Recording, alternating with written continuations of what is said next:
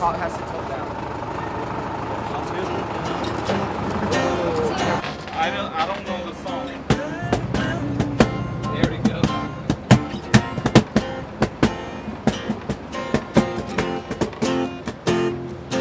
Right now we're in the bus to get to this venue that we have rented for a worship concert, which begins at 5 o'clock today.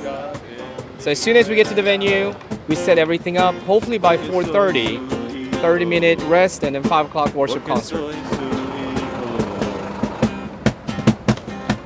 We created a missions partnership with Peru, and we specifically made that partnership with various churches all around Peru. And this trip was specifically focused on those pastors who are in Lima. And this year we brought our worship team. Daniel Sauls led a team of people to lead worship, and we did incredible concerts. Well, I'm trying to put smile on my face, but there has been miscommunication. So we're supposed to get in there at 2:30. It is 2:38, and now they're telling us we can't get in there until 4 o'clock. If we start at 4 o'clock setting up, there's no way that we can do the concert starting at 5 o'clock. So hopefully they will change their mind.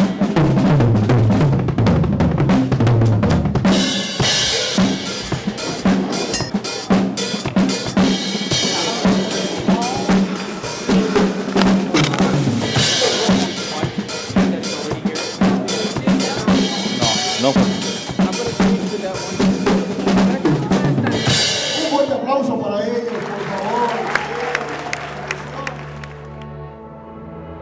I was just, almost brought to tears just worshiping the Lord together. Because the Lord is the same. And we're all the same as humans. Amen. And our souls need salvation. Amen. And just praising the Lord of those people just wonderful, lifted me up. Coming here and seeing these people worship with such an open mind and open heart, and being just, they're very passionate, and it's really cool. And it's really a good reminder to be like, worship is not something we do every week. It is a privilege. You want to go to Texas? Let's do it.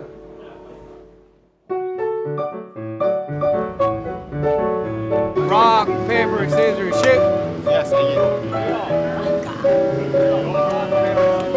Oh, you are! Always.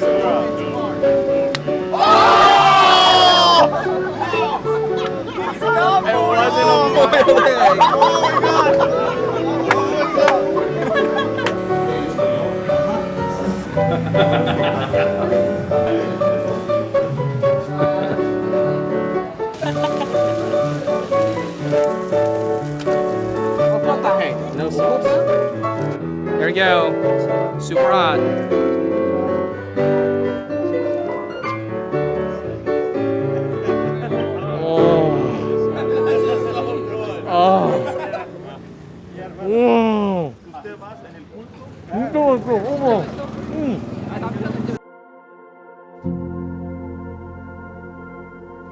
If I say, surely the darkness will overwhelm me, and the light around me will be night, even the darkness is not dark to you, and the night is as bright as the day. Darkness and light are alike to you. And that just reminded me again that even in very dark places, God is there, and it's not dark to Him.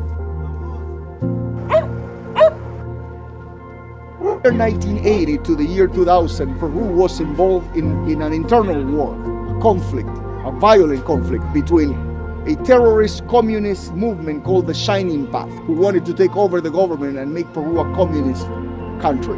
This is the reality of the Peruvian conflict. So Pastor and his family, they fled from Iquitos, which is part of the jungles, and they came here. So that's the story of these areas. You will see a lot of people that are part of these communities that have survived those difficult moments. I was watching them, their eyes like shining like the stars. Like I realized that like Jesus has died for them because they're so precious. It's really important to support them and pray for them. Even you think they're doing well, but I can see all the difficulties they went through in their faces, and their children growing up, their grandchildren. I believe that God will use them tremendously. Nice to meet you. I'm Jessica. I think that's so cool. The same God that we depend on is the same God that they depend on. And their problems are so much bigger than ours. But just that truth. My favorite moment of this mission trip is seeing our team members change throughout this past 8 days. And seeing their facial expression, the body language as they worship the Lord, they become more open and vulnerable as they worship and lead people to the presence of the Lord. So, as we're doing this, I am so thankful that we have so much joy in our heart. So much joy, I can see it. Make sure all that joy, make sure all your focus is on the Lord and Lord only.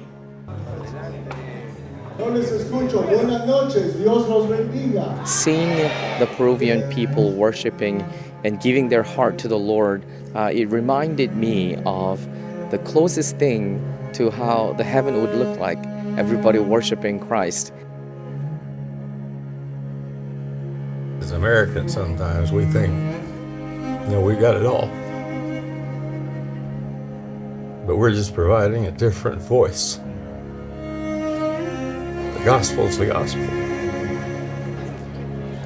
Sometimes we listen when it comes from a different place. And that's what we're here for.